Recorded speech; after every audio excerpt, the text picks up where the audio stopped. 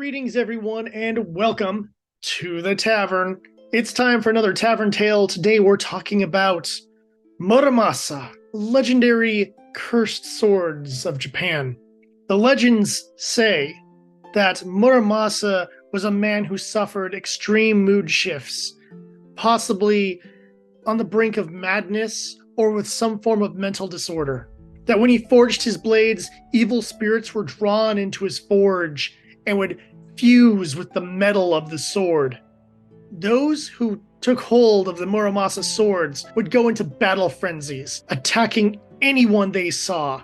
They were given superhuman strength, the ability to cease feeling pain, and of course, the blades thirsted for blood. They had to kill anyone that they could to sate the needs of the sword, and if it was required, they would use the sword upon themselves to feed the demonic hunger.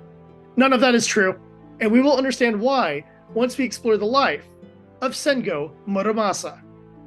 It is generally believed that the first of the Muramasa line of swordsmiths was named Sengo Muramasa. He was born at some point in the 1400s and lived in Kuwana within the Ise province, which is now the Mie province, I believe, and lived from the early 1400s into potentially the early 1500s. Honestly, it's a little unclear because sadly we don't know enough about Sengo Muramasa or his descendants. What we do know is that his sword crafting style was so impressive, he was able to start a sword crafting school, and it lasted for at least 3 generations. We also know that the first sword with the inscription on it is from 1501. However, they have found some earlier swords that don't have the engraving on them, but are known to be Muramasa blades and seem to have been dated earlier than 1501. On the extreme side of things, we have some stories that say that Muramasa's forge was active as early as 1456, but again, we don't have exact data. It is also believed that Muramasa began his training as a smith in Kyoto under the tutelage of Hyanjo Nagayoshi. Nagayoshi was also a very talented swordsmith who primarily specialized in spears and was renowned for his skill in that time period. The only other major piece of information we know is that the final swords produced by the Muramasa school seemed to have finished their production some point between 1661 and 1673. Because again, we don't have exact numbers. What we do know is that the Muramasa school had some distinctive designs that they used for their sword manufacturing. First off, within the blade itself, there was a wave-like pattern on the metal. This was caused by the specific style of heating and cooling of the steel that the Muramasa school utilized. In addition to that, the tang, or back part of the sword, had a distinctive curve that is said to be shaped like a fish's belly. Not many Muramasas have been regarded for their craftsmanship over the years, due to a whole thing we'll get into in just a moment. But the Miyoho Muramasa, which was forged in 1513, has been kept and preserved in a museum, and any picture I see of it, it does look like a very beautiful sword, and you can see those distinctive shapes that make a Muramasa blade. As a side note, Muramasa did have some famous disciples. The most famous was Fujiwara Masazane. He ended up forging a legendary spear called the Tanbon Kiri. In addition to that, he also forged a sword that was wielded by one of Tokugawa's trusted associates called the Inoshishigiri, or Boar Slayer, due to a story of its wielder slaying a boar with that sword while on a hunt with Ieyasu Tokugawa.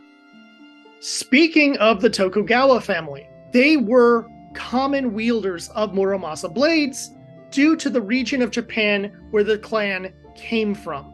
In fact, Ieyasu Tokugawa had 2 blades that were forged by Muramasa that held great value to him and are still held by members of his family to this day as heirlooms. So you might be wondering where the whole cursed blade thing comes from. Well, one of Ieyasu Tokugawa's descendants ended up wanting some alterations to the history books, primarily because many members of the Tokugawa clan had been killed by Muramasa blades over the years. As it turns out, when you live in a region where a lot of people wield Muramasa blades, well, a lot of people are going to fight using those, and in the end, a lot of people, especially in your own family, will die by those blades. So, around the late 17th and early 18th century, it was essentially changed in the history books that the Muramasa was a cursed sword that tormented the Tokugawa family, and it became illegal to own a Muramasa blade. I want to point out that to this day, descendants of Tokugawa own Muramasa blades. This began a long history of the Muramasa blade being evil and magical and all that kind of stuff, so much so that it permeated pop culture in Japan. You can find evil Muramasa weapons in a number of JRPGs. You can find them in various hack-and-slash video games. You can find them in anime like Samurai Deeper Kyo, and even Fate Grand Order. Bottom line is, because history books were changed, the blades got the cultural zeitgeist of being evil. Interestingly enough, the enemies of the Tokugawa during the Bakumatsu period wanted Muramasa blades to take down the Tokugawas because they were under the belief that wielding these swords would give them an edge against the shogunate. And during this time period, many fake Muramasas were designed and provided to people who were willing to pay for them. There were many fake Muramasas out there, and most have been discovered and discredited, to the chagrin of whoever happens to own what could potentially be a very expensive and valuable sword. Muramasa gets a bum rap just because one Tokugawa decided to change the history books. Sadly, there aren't a lot of Muramasa blades that remain to this day. I find it rather disappointing because the Muramasa blades do not get to be appreciated by the public for their beauty and craftsmanship, the way, say, a Masamune blade is viewed publicly at various museums. So let me know in the comments what you think of the legend of the Muramasa blade and of Sengo Muramasa. In addition to that, if you could like and subscribe, that would be wonderful. Until next time, I'm the Dapper Bard, and I'll see you at the tavern.